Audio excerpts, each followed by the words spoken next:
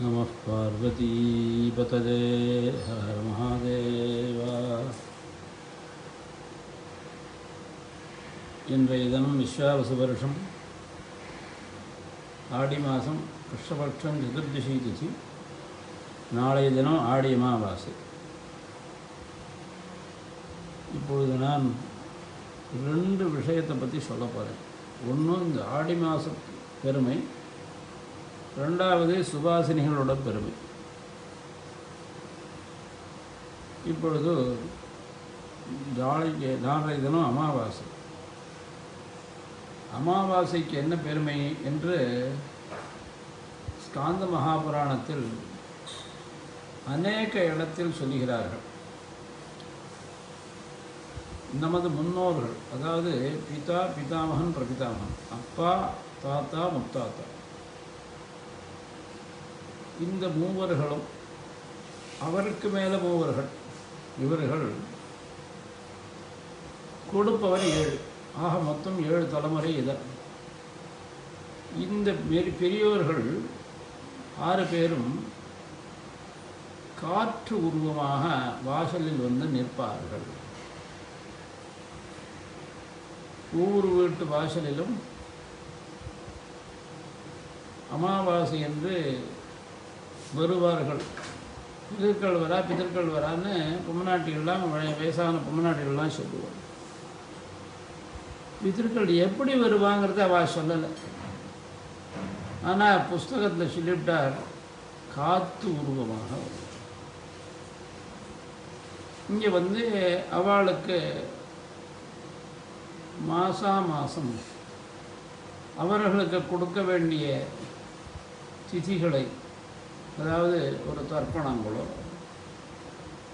பிராமணர்கள் தர்ப்பணம் செய்வார்கள், பிராமணர் அல்லாதவர்கள் அரிசி, இது வாழைக்கை போன்ற இதை கொடுத்து செய்வார்கள்.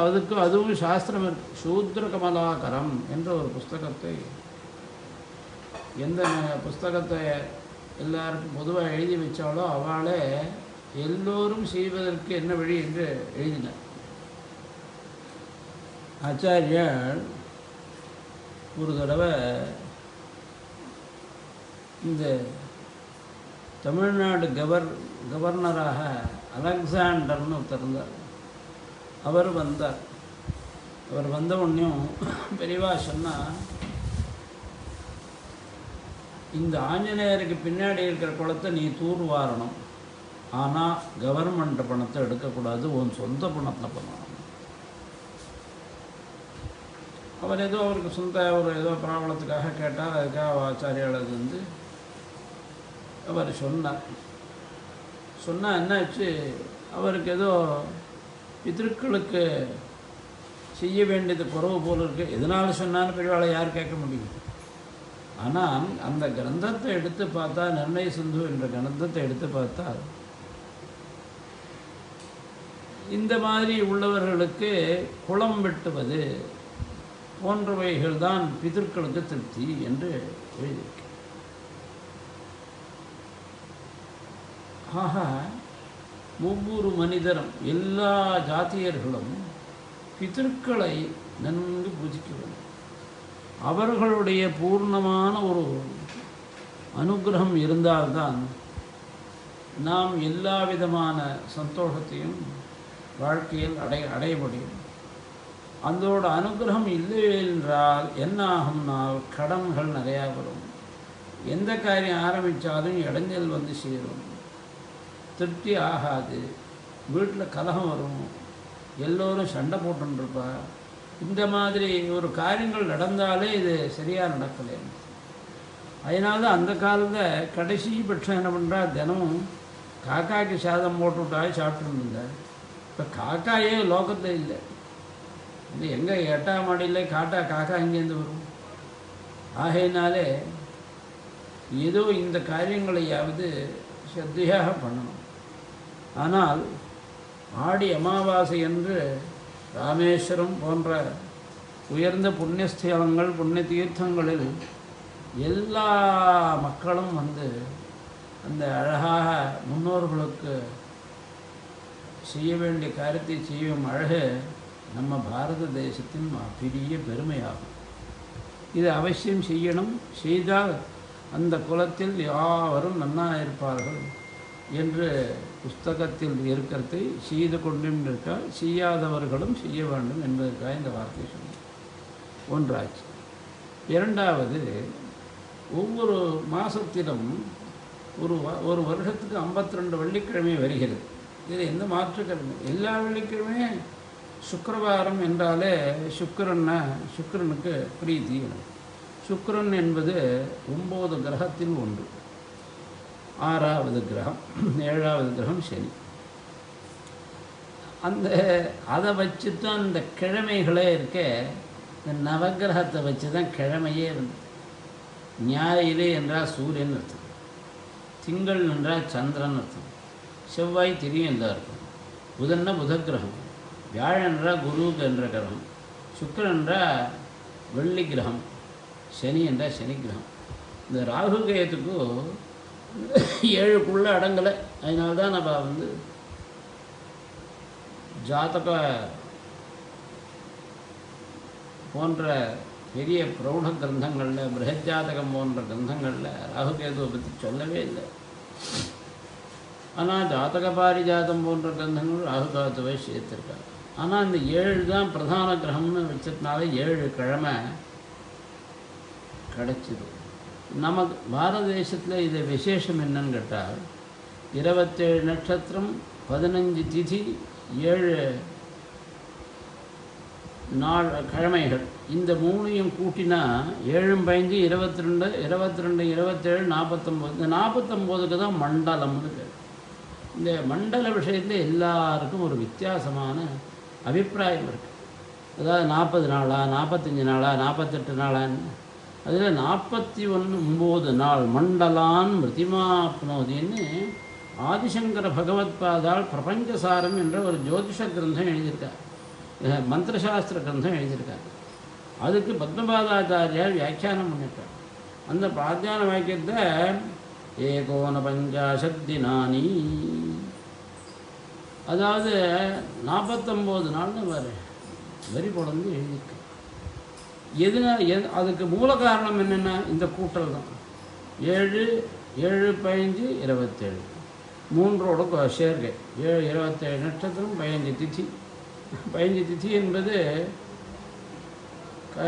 தேய்பிறையில் 15 நாள், வளர்பிறையில் 15 நாள்.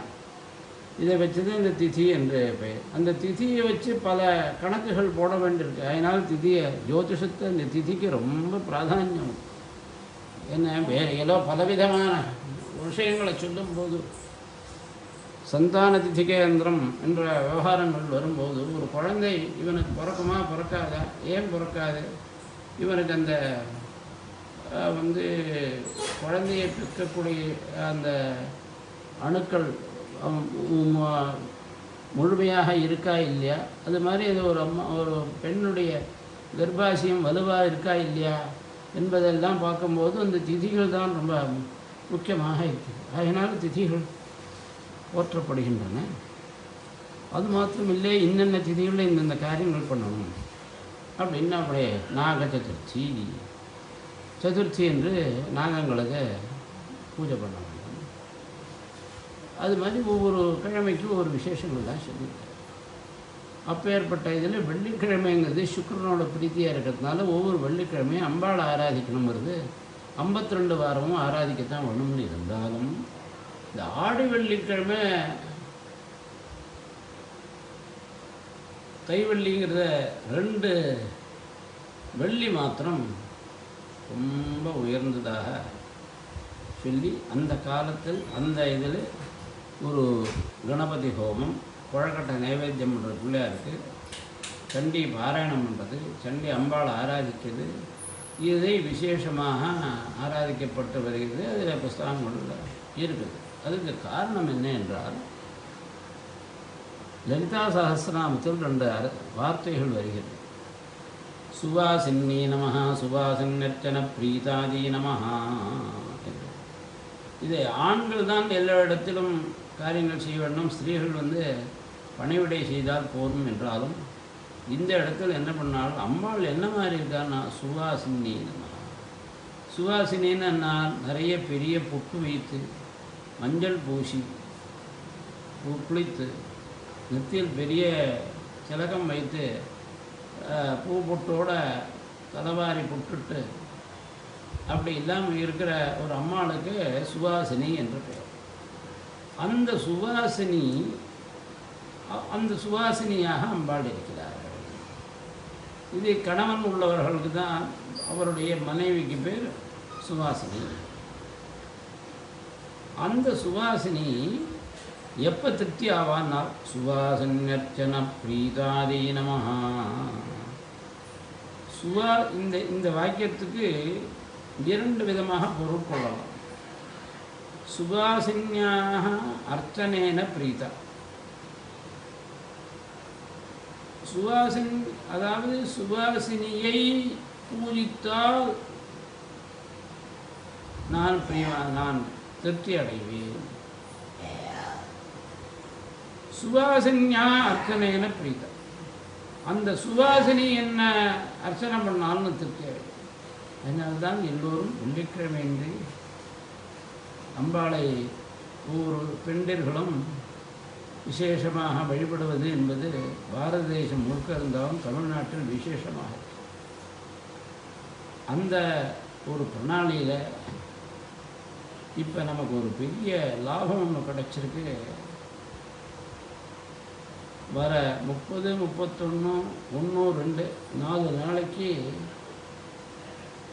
லோகக்ஷேமகரமாக நவக்கிரக ஹோமங்கள், குருசாந்தி 2ம் பண்ணி தம்பதி பூஜை நடக்கப் போகிறது.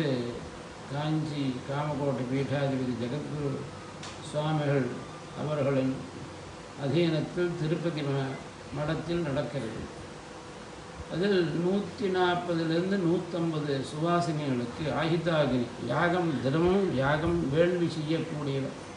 இந்த பாரத தேசத்தில் மொத்தம் 140லேருந்து 150 பேருக்குள்ளே தான் இருக்காங்க. அந்த 140 இருபேரையும் வரவழைச்சு அவளுக்கு இந்த பூஜை நடக்கும். அந்த பூஜைக்கு நாம் ஒரு வேஷ்டி புடவை வாங்கி கொடுத்து அவளை கௌரவித்தால் அதுக்கு பேர் தம்பதி பூஜை என்றது. சுவாசினி பூஜை, தம்பதி பூஜை. சுவாசினி அர்ச்சனைன்னு பிரீதாஞ்சனமும் சுவாசினியை அர்ச்சனை பண்ணால் அம்பாள் திருப்தியாரான்னு. அதில் இந்த பாரத தேசத்திலே 150 பேர் மைனாரிட்டி. இவள் தான் உண்மையான மைனாரிட்டி. இவாளை பூஜை பண்ணிவிட்டால் அத்தனை பேரும் திருப்தி, தேவதைகள்லாம் திருப்தியாரான்றதுனால ஒரு 4.5 லட்சம் ரூபாய் செலவழித்து இந்த தம்பதி பூஜையை பண்ணுறதுக்கு ஆச்சாரியால் ஆக்ஞை ஆகியிருக்கு. இந்த விஷயத்தில் பக்தர்கள் யாவரும் கலந்து கொள்ளலாம்.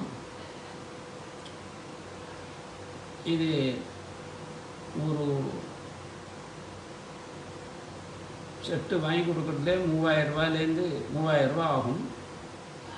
அதாவது ஒரு வேஷ்டி புடவை ரவிக்க, இதுக்கு மேலே ஒன்றும் பெரிய விசேஷம் இல்லாமல் நிறையா சேர்த்தா ரூபா நிறையா போயிடும். 3000 ரூபா. இந்த ஒரு 10 பேருக்கோ 5 பேருக்கோ இல்லை 50 பேருக்கோ 100 பேருக்கோ அவளுக்கு என்ன சக்தியோ இது முடியுமோ சாத்தியமோ அதை சுந்தரராம வாஜ்பேயிஜி 9443488968 என்ற ஒரு நம்பருக்கு ஜிபே உண்டு. அதில் தாங்களால் இயன்ற சக்தி இந்த ஒருத்தருக்காக கொடுக்கணும். 10 ரூபா 20 ரூபா கொடுத்தா ஆசிரமம். கடைசிபட்சம் ஒருத்தருக்காக அவசியம் கலந்து கொள்ள வேண்டும். அதனாலே அந்த அம்பாளுடைய பூர்ண கிருபையை எல்லோரும் அடைய வேண்டும். மேலும் நாளைக்கு அமாவாசை புண்ணிய தினம். இந்த புண்ணிய தினத்தன்றே தத்தம் பண்ணி வைத்தால் இன்னும் ஒரு அநேக விதமான புண்ணியம். அதாவது எந்த காரியம் செய்தாலும் ஒவ்வொரு நாளும் புண்ணியத்தை கொடுத்தாலும் ஒரு பௌர்ணமி அமாவாசை தினங்களில் செய்யும்போது 1 கோடி மடங்காக அது பலம் வளருகிறது. எல்லாத்துக்கும் சாஸ்திரம்தான் பிரமாணம். நமக்கு ஒன்றும் தெரியாது. வேதம், ஸ்மிருதி, புராணம் இவைகள் தான் நமக்கு எல்லாத்தையும் உபதேசிக்கிறது. அந்த என்ன உபதேசித்ததோ அதை நாம் செய்து வர நாம் முன்னேறலாம். எல்லோரும் அந்த 1ஆம் தேதி வெள்ளிக்கிழமை வேறு அன்றை முடிஞ்சவா கலந்துக்கலாம், இல்லைன்னா இப்படி அங்கேருந்து தியானம் பண்ணிக்கலாம் அவையே இருக்கிற இடத்துலேருந்து. இந்த அங்கு நவகிரக ஹோமம் குரு சாந்தி ரெண்டும் நடக்கிறது. அந்த நடக்கும்படியாக ஞாபகப்படுத்தினது பெரியவர்கள்லாம் சொல்லி ஆச்சாரியால் அதை அவர் சங்கல்பம் பண்ணியிருக்காள். அதுக்கு காரணம் என்னன்னா, இது சாந்தியை பண்ணுறதுக்கு ஒரு காரணம் உண்டு. அதாவது இந்த வருஷம் குரு பகவான் 3 ராசியில் பிரவேசிக்கிறார். அது மாதிரி பிரவேசிக்கக்கூடாது. பொதுவாக நாம் ஒரு மாடிக்கு ஏறுறோம்னா ஒரு படியாக தான் ஏறணும். 2 படியாக ஏறினா கீழே விழுந்துருவோம். அது மாதிரி இந்த குரு பகவானும் ஒவ்வொரு படியாக தான் ஏறணும், 2 படியாக ஏறக்கூடாது. அதாவது அவர் மகர ராசியில் இருக்காருன்னா கும்பராசிக்கு தான் போகலாம், ரிஷப ராசியில் இருந்தால் மிதுன ராசிக்கு மாத்திரம்தான் போகலாம். அவர் இந்த தடவை என்ன பண்ணுறார், ரிஷபம ராசி, மிதுன ராசி, கடகராசிங்கிற 3 ராசிக்கும் இதே வருஷத்துக்குள்ளே போகிறார். இது லோகத்துக்கு ஆபத்துன்னு. ஏகஸ்மின் வத்சரே ஜீவே ராசித்ரயம் உபாகத்தே பவேத் வசுந்தராகீர்ணா குணபைஹி சப்தகோட்டிபிஹி என்று உள்ளது. அதாவது ஒரு வருஷத்தில் 3 ராசிக்குள் குரு பகவான் சஞ்சரித்தால் உலகத்தில் உள்ள அத்தனை உயிர் உள்ள பிராணிகளுக்கும் மிகவும் ஜீவன்கள் மரணிக்கிறதற்கு ஆபத்து மிக அவசியம் வரலாம் என்று சொல்லி உள்ளது. இதை நாம் சித்திரை மாதத்துலேருந்தே இப்படி இருக்குது. இதுக்கு ஏதாவது குரு பகவானுடைய பிராயசித்தம் எல்லோரும் இந்த பாரத தேசத்தில் உள்ளவாளோ விதேசத்தில் உள்ளவாளோ யாராலும் குருக்கு மாத்திரம் விசேஷமாக ஆராதனம் செய்யுங்கள். மேலும் செவ்வாயும் சனியும், செவ்வாய் சனியை பார்க்குறார் சிம்மத்திலேருந்து, அதே கன்னிக்கு வந்தாலும் மறுபடியும் பார்ப்பார். அப்போ 2 பேரும் பரஸ்பரம் பார்ப்பா. இதெல்லாம் யுத்தம் வரும் என்று நான் 6 மாதம் முன்னாடியே வரும்னா இது ஆமாம் சித்திரை மாதம் முதல் நாளே நான் கூறிவிட்டேன். ஆனால் எல்லாரும் இதில் ஈடுபாடாக ப்ராப்ளம் வந்தப்புறம் தானே என்ன பண்ணலாம்னு யோசிக்கிறா. ப்ராப்ளம் வரதுக்கு முன்னாடி யாரும் யோசிக்கிறது இல்லை. நாம் ஆனால் சொல்லும்போது முன்னாடி சொல்லிட்டோம் குரு பகவானுக்கு எதா பண்ணுவோம். இப்பொழுது ஆச்சாரியாருடைய மனத்தில் தோன்றி அந்த 4 நாளில் குரு சாந்தி 9 லட்சம் ஆவர்த்தி செய்கிறார்கள். அது மாதிரி 10,000 ஆவர்த்தி நவகிரகம் இதுக்கெல்லாம் ஹோமங்கள்லாம் நடக்கிறது 31-1-2 நாளில். இப்படி நடக்கக்கூடிய காரியங்கள் லோகக்ஷேமத்துக்காக நடக்கிறதுனால தாங்கள் அவசியம்